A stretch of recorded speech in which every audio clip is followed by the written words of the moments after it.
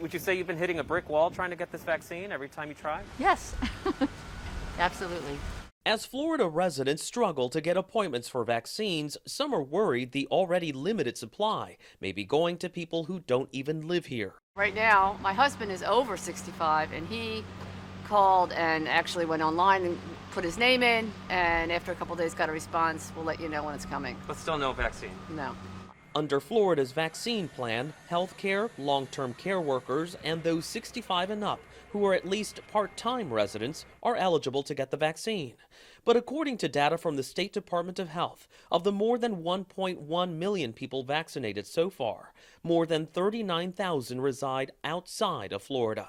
Governor Ron DeSantis says people who get the vaccine need to live here, but he originally downplayed reports of vaccine tourism. We just want to make sure it's for Floridians. But there's evidence it's not. The Buenos Aires newspaper Clarín recently found that a dozen wealthy Argentinians have traveled to Miami to get the shot. Argentine TV personality Yanina Latorre also recently posted video on Instagram showing her elderly mother getting vaccinated in Miami. And local media says this celebrity lawyer from Argentina got vaccinated while visiting the Sunshine State.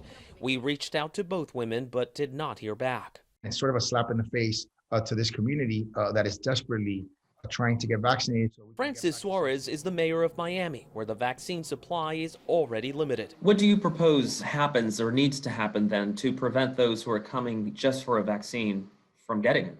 I think what we need to do is be able to verify people's addresses and make sure that they're someone from the community. The attitude is almost winning the lottery. Martin Firestone is a travel insurance broker in Toronto, Canada, where the vaccine isn't expected until the fall.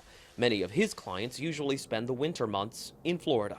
They had no intentions of going down this year. Only when the vaccine became available, or they heard from their friends who are down in those communities now and saying, I've got my first shot already, like, why don't you come down? That prompted them to now say, okay, we're ready and we're heading down. India travel agencies are also reportedly marketing a vaccine travel package. For a few $1,000s, tourists get round-trip airfare to the U.S. and a shot upon arrival. Neither travel agency responded to our request for comment, but on social media, one of them claimed everything will be done with proper permissions from the U.S. Did you see this coming? Were you shocked by it at all?